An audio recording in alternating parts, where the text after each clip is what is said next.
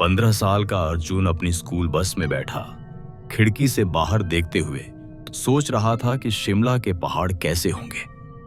वह बचपन से ही दिल्ली में रहता आया था और कभी भी पहाड़ों पर नहीं गया था। इस स्कूल ट्रिप के कारण उसका यह सपना अब पूरा होने वाला था। बस में सभी बच्चे हंसते गाते, नाचते और मजेदार खाना खाते हुए शिमला की ओर बढ़ रहे थे कि अचानक बस के इंजन से धुआं निकलने लगा। रात काफी हो चुकी थी, इसलिए सभी शिक्षकों ने मिलकर फैसला किया कि वे पास के किसी होटल में रुकेंगे और सुबह बस ठीक होने के बाद आगे का सफर तय करेंगे। कुछ ही देर में उन्हें एक होटल मिल गया जो पहाड़ों और घने पेड़ों से घिरा हुआ था। शिक्षकों ने सभी बच्चों को अलग अलग कमरों में ठहरा दिया। डिनर के बाद सभी बच्चे सोने चले गए। अर्जुन को अपने दो सबसे अच्छे दोस्त रितेश और गोविंद के साथ कमरा मिला था। वह बहुत खुश था। कमरे की खिड़की से दूर तक जंगल और उसके बीच में एक झील साफ दिखाई दे रही थी। अचानक उन्हें याद आया कि पिछली ट्रिप में कुछ बच्चे ऐसे ही चुपके से जंगल की तरफ गए थे और काफी लोकप्रिय हो गए थे। तीनों के मन में भी कुछ अलग करने का ख्याल आया। उन्होंने योजना बनाई कि गार्ड के सो जाने के बाद वे चुपके से झील तक जाएंगे, कुछ तस्वीरें खींचेंगे और वापस आ जाएंगे। जैसे ही होटल का गार्ड सो गया, वे तीनों चुपचाप बाहर निकल पड़े।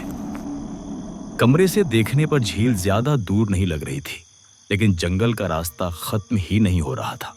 ठंड इतनी बढ़ गई कि उनकी हालत खराब होने लगी।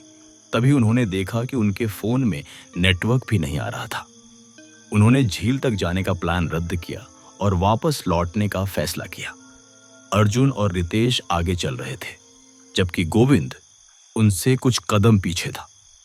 अचानक अर्जुन और रितेश ने पीछे मुड़कर देखा तो गोविंद वहां नहीं था। उसी समय उन्हें किसी के भागने की आवाज सुनाई दी। दोनों घबरा गए, लेकिन वे गोविंद को अकेला नहीं छोड़ सकते थे।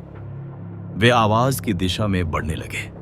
कुछ दूर चलने के बाद उन्हें जमीन खोदने की आवाज सुनाई दी। जब वे पास पहुंचे तो देखा कि गोविंद ही जमीन में गड्ढा खोद रहा था। अर्जुन ने उसे आवाज दी। गोविंद ने गुस्से से उनकी ओर देखा। उसकी दोनों आंखें पूरी तरह काली पड़ चुकी थीं। अर्जुन उसके पास गया और पूछा, तुझे क्या हुआ है? गोविंद ने गुस्से में अर्जुन को जोर से धक्का दे दिया। अर्जुन दूर जा गिरा।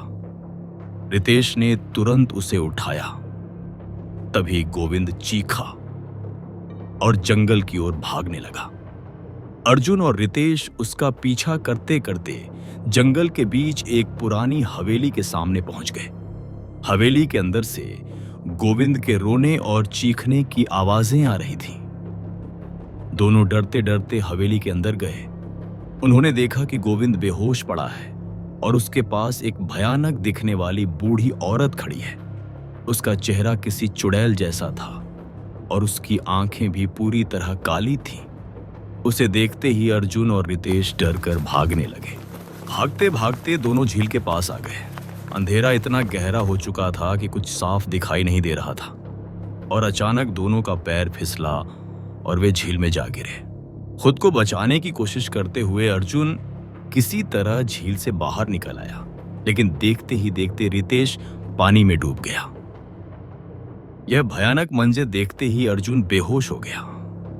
जब अर्जुन को होश आया तो वह होटल के कमरे में अपने बिस्तर पर था।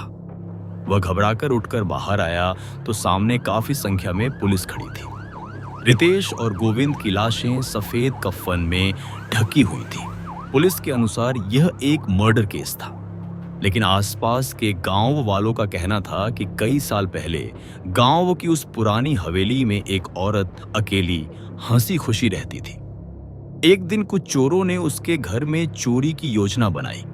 वारदात के दौरान उन लुटेरों ने उस औरत की हत्या कर दी और उसकी लाश झील में फेंक दी। उसी दिन के बाद से कहा जाता है कि जो भी रात के समय उस जंगल या झील के किनारे गया, वह कभी जिंदा वापस नहीं लौटा। लोग मानते हैं कि उस औरत की आत्मा आज भी अपने बदले के लिए वहां भटक रही है। काश यह बात अर्जुन और उसके दोस्तों रितेश और गोविंद को भी पता होती, तो शायद आज रितेश और गोविंद जिंदा होते।